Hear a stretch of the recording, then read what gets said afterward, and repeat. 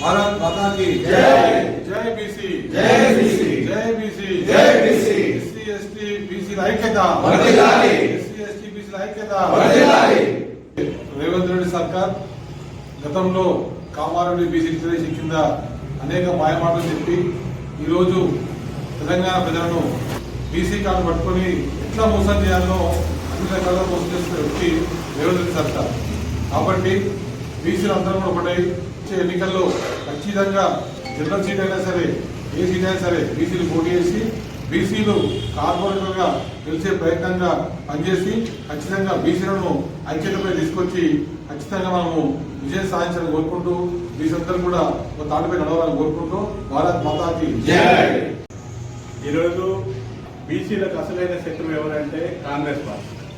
సుమారుగా 50-60 సంవత్సరాలు పరిపాలన చేసినటువంటి కాంగ్రెస్ పార్టీకి ఏ రోజు కూడా బీసీలు గుర్తుకు రాలేదు। జనాభా లెక్కల్లో బీసీలను కులగణన చేయాలనే గుర్తుకు రాలేదు।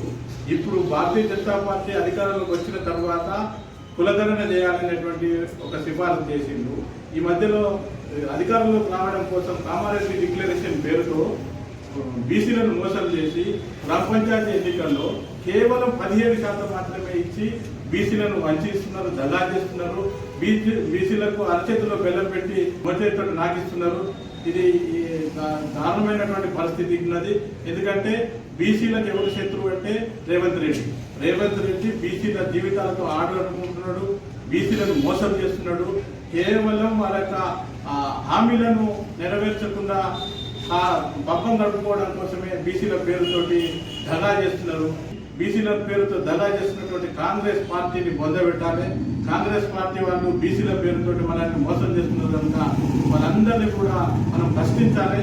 ఈ యొక్క కాంగ్రెస్ పార్టీ నైజాన్ని ప్రజలకు తెలియజేసే వరకు మనం పోరాటం చేయాలని అందరినీ కూడా విజ్ఞప్తి చేస్తుంది।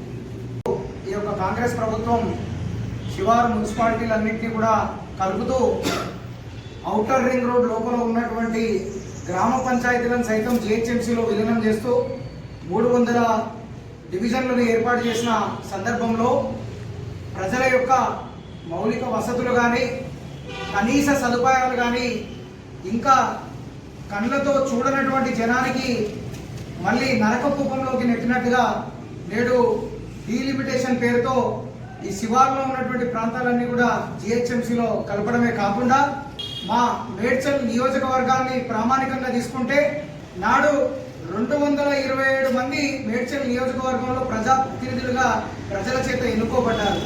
నేడు స్థానికంగా పిలిస్తే పలికేటువంటి నాయకత్వాలు ప్రజలకు దూరం అయ్యేటువంటి దౌర్భాగ్యమైనటువంటి పరిస్థితులు ఏర్పడ్డాయి।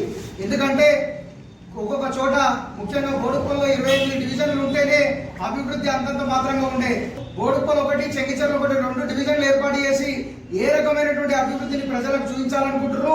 42% కామారెడ్డి డిక్లరేషన్ ని అటకెక్కించి ఈ యొక్క 300 స్థానాల్లో జరిగేటువంటి ఎన్నికల్లో కూడా మీరు బీసీలకు ఇచ్చేటువంటి వాటా ఎంత, ఎస్సీలకు ఇచ్చేటువంటి వాటా ఎంత, ఎస్టీలకు ఇచ్చేటువంటి వాటా ఎంత, మరి మహిళలు ఎంతమంది బీసీ ఉంటారు, ఎంతమంది ఎస్సీ ఉంటారు, ఎంతమంది ఎస్టీ ఉంటారు మీరు అనుకుంటారు కావచ్చు।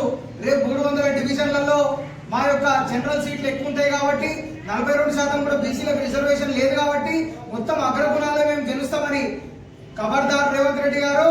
ప్రజల మద్దతు భారతీయ జనతా పార్టీకి మెండుగా ఉంది। ఖచ్చితంగా జనరల్ ప్రతి స్థానంలో కూడా బీసీ ఎస్సీ ఎస్టీలు పోటీ చేసైనా సరే ఈ యొక్క కాంగ్రెస్ పార్టీ యొక్క నిరంకుశమైనటువంటి వైఖరిని పొందబెడతారనేటువంటి విషయాన్ని మీ అందరికీ తెలియజేస్తూ నేటి బోడుప్పల్ చెంగిచెర్ల అనేటువంటి ఈ యొక్క 2 డివిజన్లను కూడా ఖచ్చితంగా భారతీయ జనతా పార్టీ కార్యకర్తల యొక్క బలంతో ఈ యొక్క ప్రజల గుమ్మం తట్టి మరి గెలిచి చూపిస్తాం। అదేవిధంగా మా ఎంపీ గారు ఈటెల రాజేందర్ గారు కాలు గిరికలు పెట్టుకొని తిరిగేటువంటి నేత కాబట్టి ఆయన వచ్చి మాకు అందరికి అండగా ఉంటారు। మేమందరం గెలవబోతున్నాం। మేడ్చల్ నుంచి ఆ యొక్క విజయదుందుని భోగిస్తాం।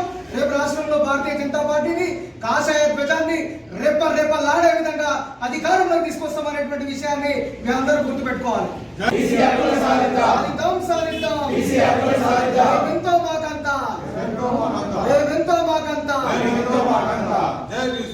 జిల్లాలోని చాలా గ్రామాలు గ్రామీణ వాతావరణాన్ని తీసుకొచ్చి ఈరోజు జిహెచ్ఎంసీలో కలపడం అనేది ఈరోజు చాలా బాధాకరమైన విషయం। మరి గ్రామీణ వాతావరణం ఉంది, మరి అక్కడ మౌలిక సదుపాయాలు లేవు, డ్రైనేజ్ లేవు, వాటర్ లేదు, ఇలాంటి గ్రామాలను తెచ్చి పట్టణంలో కలపడం అనేది ఈరోజు కాంగ్రెస్ ప్రభుత్వం చాలా ద్రోహం చేస్తూ ఉన్నది. దీని మీద భారతీయ జనతా పార్టీ రాష్ట్ర కమిటీ నుంచి ఈరోజు మేము మేడ్చల్ జిల్లా మొత్తం కూడా దీని మీద ఉద్యమం చేసి ఎక్కడిదక్కడ ఈరోజు దీన్ని మార్చేంత వరకు కూడా మేము భారతీయ జనతా పార్టీ నుంచి డిమాండ్ చేస్తాము. భారత్ మాతా కీ